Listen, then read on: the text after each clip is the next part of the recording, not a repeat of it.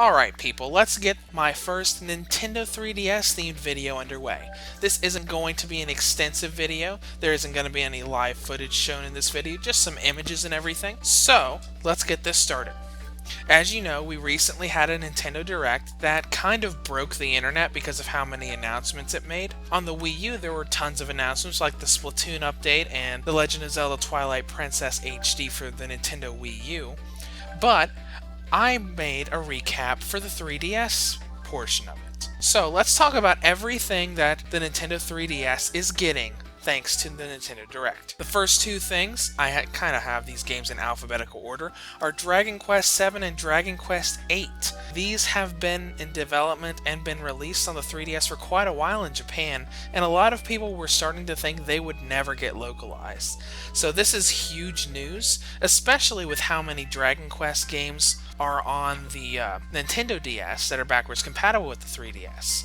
This also will help PS Vita fans a little bit because it kind of raises the chances of localizations for the two upcoming PS Vita Dragon Quest games, Dragon Quest Heroes 2 and Dragon Quest Builders. Next, we have Final Fantasy Explorers, which is definitely one of my highlights. We learned, some of this might have been known before, but just don't yell at me if I say something we already knew confirmed before. Final Fantasy Explorers, we know there are 20 different job classes available in the game. You'll be able to dress and fight as classic Final Fantasy characters.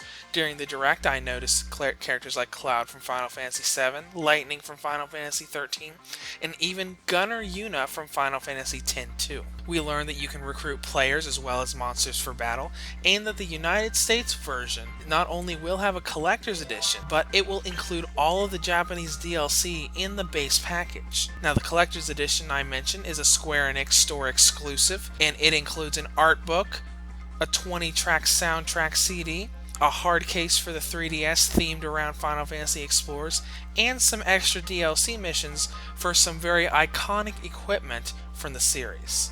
Next up is Fire Emblem's Fates. Much like Pokemon games, they decided to make different versions of this. There are actually 3 versions of Fire Emblem Fates.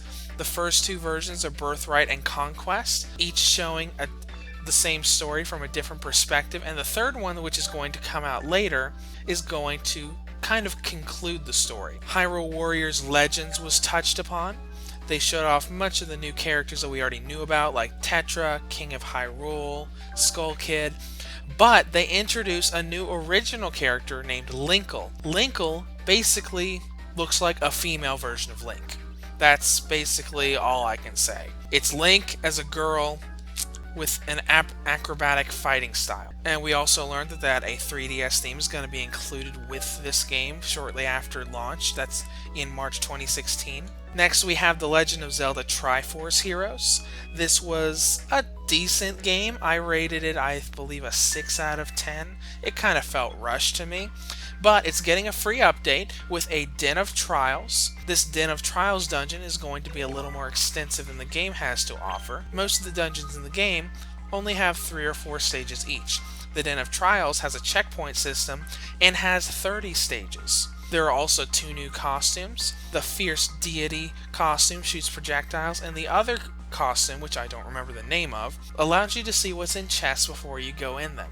Next up is Mario & Luigi Paper Jam. We pretty much know everything about this already, but we learned that there's a new combat element called Battle Cards to add a little bit of depth to the status system, and amiibos can be used with this game to create more cards. Note that this is only with the Mario-specific amiibos like Mario, Luigi, Peach, Yoshi, Bowser. Next up was Mega Man Legacy Collection.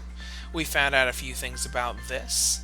We found out it has Museum Mode, which has a collection of art and information and a background history for the Mega Man series in general.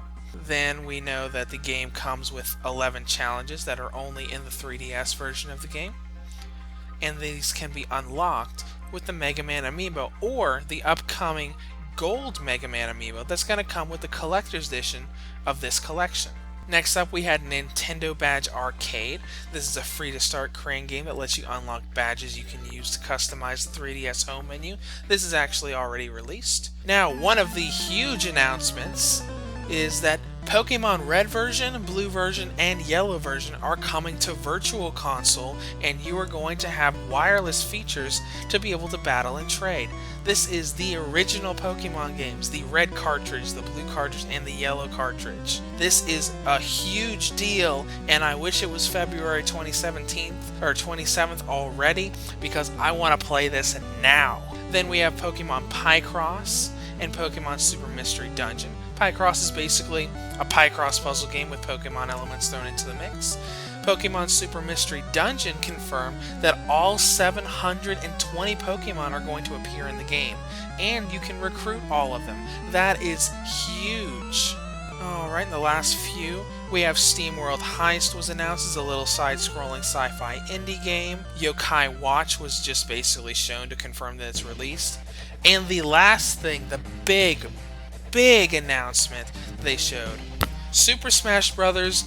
Newest DLC characters that is coming up soon is none other than Cloud Strife from Final Fantasy VII. That was a huge announcement, and that's probably the majority of the reason Nintendo broke the internet when they made this direct. Never in a million years was I expecting Square Enix to put Cloud Strife in Super Smash Bros. Well, that's all I've got with my notes. Let me know your thoughts in the comments below about any of this, and I'll see you at the next video.